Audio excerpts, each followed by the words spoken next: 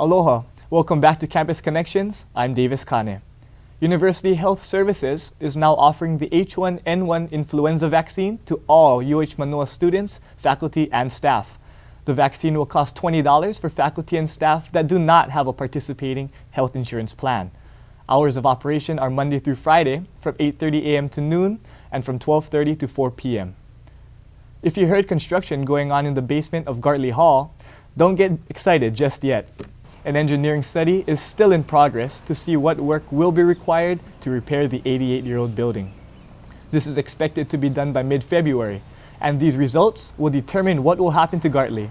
But according to President Greenwood and other UH officials, it is highly likely that the building will be renovated opposed to being torn down. As for the psychology department, who expected to be moved into Sakamaki and Cross Halls last December, they are still waiting until Outreach is able to move to their new location by this April.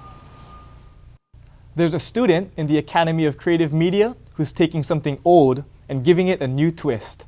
Mokihana Aki introduces us to the aspiring filmmaker. While many students are looking to new advancements and technologies to shape their futures, this student takes a lesson from the past to shape his. For the most part, Kamakani Okaaina Paikai is like any other of his classmates in the Academy of Creative Media. He spends countless hours in and outside of class dedicated to filming. But Paikai does something that distinguishes him from the rest of his classmates. Kana wā kamali'i pa'i aku, kia manawa a'o aku, o popo kaumakua ka vai aka o lelo Hawaii. Hiki kaua ke o lelo e lua o lelo Hawaii me haole, no ke ha'ahe ole. Paikai uses the Hawaiian language as his main dialogue in his films. But why? Come to Hawaii, maybe you should make films in Hawaiian, right? I feel like, a lot of people, see the language is either dead or dying, and it's not true. It's a living language. It's got a resurgence. So to promote that, I think films are the best way to get it out to the world. Paikai is continuing his passion for his culture by reaching out to the Hawaiian community for stories and insight. His use of the Hawaiian language has even gained him international attention. His film, Live Tonight, was featured at the Hawaii International Film Festival last year. We have so many stories here in Hawaii, and then there's so many people that are great storytellers that we just need to show how special and how unique Hawaii is, and then nobody else can except us. Paikai plans to continue using Hawaiian in his future films, even after his graduation this spring. For Campus Connections, I'm Mokihana Aki. Tucked away in Manoa Valley lies a beautiful garden that most people have never seen.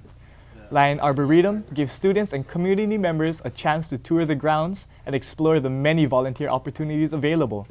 The Arboretum is a native Hawaiian plant research and conservation facility under the University of Hawaii at Manoa.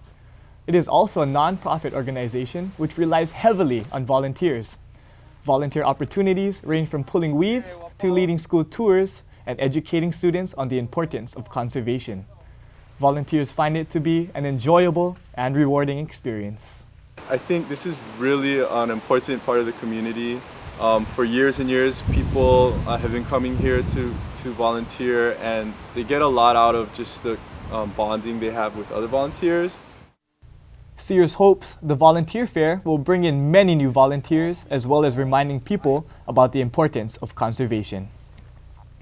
Scientists at the College of Tropical Agriculture say a new tomato virus has found its way to the islands. First discovered last November, the disease poses a huge threat to the state's tomato crop. Campus Connections went down to Kapi'olani Community College's weekly farmers market to see what local farmers had to say. Every Saturday, local farmers around the island bring their crops to KCC's farmers market. Many tents in the crowded campus showcases their healthy, colorful tomatoes, some specially prepared fried and on pizzas. But with a new destructive tomato disease called the tomato yellow leaf curl virus, it's a gloomy time for everyone, and farmers are doing all they can to keep their fruit alive and back on the market. 90% of our tomatoes in the market today in Hawaii is locally grown. This is one of the few crops that we are kind of sustainable in, is tomatoes. So yeah, it could be a big hit. The virus was found here on Oahu and on the island of Maui. If the virus spreads, it poses a threat to the state's $10 million per year tomato industry. Whole Farms here in Kahuku is one of the few farms that has a virus present in their 1-acre tomato garden.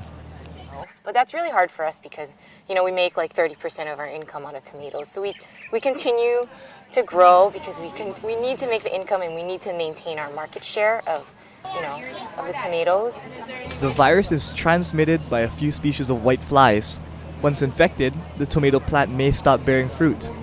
Other symptoms include a stunted appearance, reduced size, and wrinkled leaves that curl upwards. The other thing that we're trying to work on is to get seeds that are resistant to the disease. That's probably the best thing that we can do. But the quality of taste is most important on farmers' minds. And you know, I mean, our tomatoes that we grow here are, to me, some of the best tasting in the world. For more information on the tomato yellow leaf curl virus, you can go online to the College of Tropical Agriculture's website. Farmers with any of the symptoms should also contact their diagnostic service center. Students get physical in the gym and mental in the classroom. Coming up, a New Year's resolution that may give very promising results for the body and mind. And later, an economics professor tells Campus Connections about the future outlook of Hawaii's economy. Stay tuned.